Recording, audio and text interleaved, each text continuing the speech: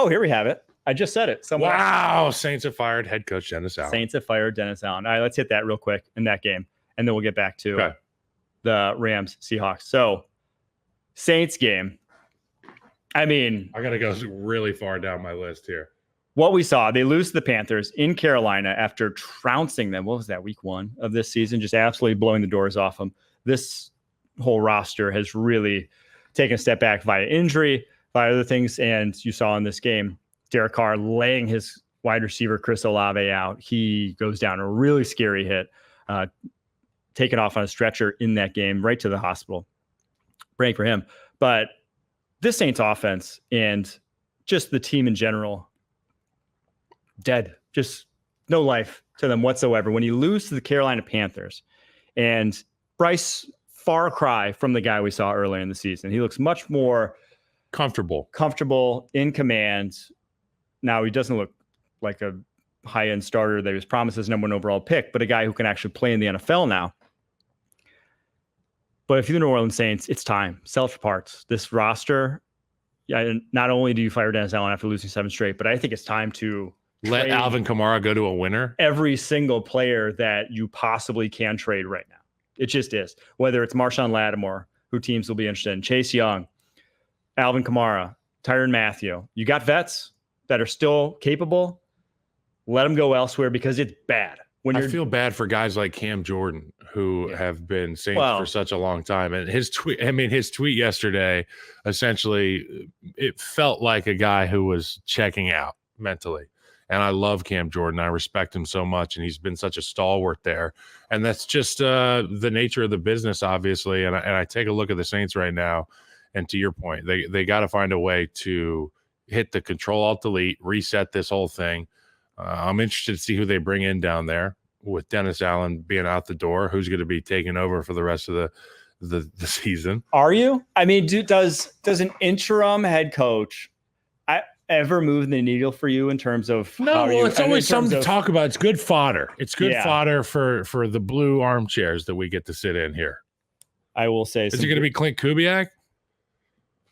Probably, I would guess. Some good fodder though was Michael Thomas's tweets. Yeah, it's a shame. Last night, I'll read them here for you guys. Some real hospital balls of tweets there, Michael Thomas. So Can't Guard Mike, obviously the Saints' former wide receiver, said, Derek Carr, for you, I've been told y'all shit sad. I'm not sure that one actually. You get what he's trying to say, though. Dude, scary and panic and just throw the ball. Get him the F out of here. He's so ass. And he was also driving around in his car, rolling his window down, talking to strangers on the street and asking him, what do you think about Derek Carr? And then these people would give him real reactions. The one guy who's like a parking lot attendant seemed like a real nice elderly gentleman. He was like, no, I don't like him, man. Get him out of here. Trade him. We need to trade him. I'm like, Michael Thomas is on an anti-Derek Carr campaign. They're firing their head coach in New Orleans. It's just it's a strange time. Yeah, he went on to say, dude tried to lie and say I was jealous of them making Chris wide receiver 1 whole time. He can't even get him a decent ball. He need his ass whooped. They fired all them coaches trying to cover his flaws up. He's still doing the same shit. I thought that Derek Carr's post-game press conference, when they asked him about the Michael Thomas tirades, in conjunction with the fact that they just lost to the Carolina Panthers, I thought Derek Carr handled it really well with class, as he always does. At the end of the day, sometimes former teammates, they go their separate ways. They don't communicate. Derek said he's tried to reach out to Michael Thomas. Michael Thomas hasn't reached out back, but obviously he reached out in a big way yesterday. It's a shame to see guys who have played together get like that. And, Derek Carr alluded to this. He said, I've played with so many receivers, and it seems to me like this is the only teammate that I've had that feels this way about me.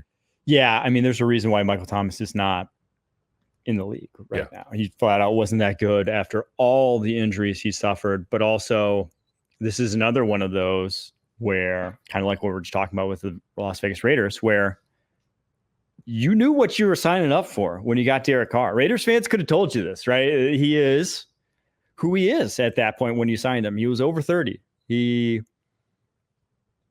can maybe lead a competent offense when he has a great O-line in front of him, when everything's nice. But he turns super conservative. He just does not have a playmaking streak to him. And now you're paying him cap hits of $51.5 million and $61.5 million the next 2 seasons. They can kind of get out from under it if they just cut him next year, but they're basically eating that entire cap hit then next year if they do. And it's a shame because this team started so historically good offensively, and we had so many high hopes for the Saints when we saw Kubiak roll out his offensive game plan, and we saw the 12 personnel, and they were crushing it. And it was because that offensive line was healthy, and they've dealt with so many injuries. They've dealt with so many bumps in the road along the way. So in addition to all this questionable, some of the questions we have about the Saints, kicking the can on the contracts. You've talked about this before. Having your offense revolve around, you have to be healthy up front to be able to run this offense effectively. Now you don't have that, and it's looking really, it's awful. It's as bad as it can be. That's the thing, is that they refuse to admit where they were as a team. They acted as if they were 1 to 2 pieces for the last 3 years or so. That 1 or 2 pieces away from the promised land, right? As if they were on the precipice. And so they were kept making all-in moves every single year, seemingly. Add that new piece on defense. Add that piece in free agency. Go get Derek Carr. He's our savior. No, they were not that good. And they were especially thin because they had, for years, traded up. They hadn't built depth on this roster that you're seeing now come back to bite them. They just, when the injuries up front, the fire starts in the kitchen, they can't put it out. No matter how small it is, it's going to end up burning the whole house down. So yeah, for Dennis Allen, this one, the writing was on the wall there. I'm curious to see who wants to go there, though, is the problem. Who wants to be the head coach for the New Orleans Saints next year? Because it feels like a Raiders situation where, unless they really just rip it up right now, bench Carr, go Rattler, and try to get to 4-13. See how many guys we can sell 3-14, and just try to get Tuesday, right to the top of the draft. They're not going to be in the QB class. They're still going to win too many games if Carr starts the rest of the year. They got 36 hours to make moves here. Yeah. They got to go Jack Bauer, and we're going to give you an extra couple hours, Jack Bauer, and we're going to make sure that you can get all these pieces out the door so you can have some capital and be able to restart this thing. Give yourself a good foundation. But then you're in such a bad cap situation that it feels as if whoever they hire as head coach is going to be a lame duck next year. You're just not going to get the candidate you want, and things aren't going to be good because you're going to have to strip this roster down a little more than you'd want to. So if you're a Saints fan right now, this is it. This is the moment you kind of dreaded ever since the way they managed the cap for all the Breeze years and the few years post Breeze that we've seen. This is the moment you dreaded, where the proverbial wheels have. See, and as a player, I never paid attention to our own team's salary cap, let alone the contract situations in other organizations. And now that I'm in the media and I get to hang out every week and talk about the stuff with you, you educate me on some of the situations that are current in the NFL, but some that have been ongoing. And now I'm starting to see this stuff come to fruition. The Saints are going to have to reset, and they put themselves in a ship position contractually, situationally, and because they were believing in fool's gold down there in New Orleans for the last couple of years. I'll say 2 more points to this game, then we'll get back to the Seahawks game. More Jalen Coker, the rookie out of, I believe, Holy Cross. Best ball skills on the Carolina Panthers.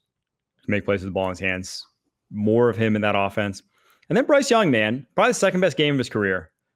His 2 best throws in that game ended up with a drop by David Moore and a pick. And the interception. Xavier Legette.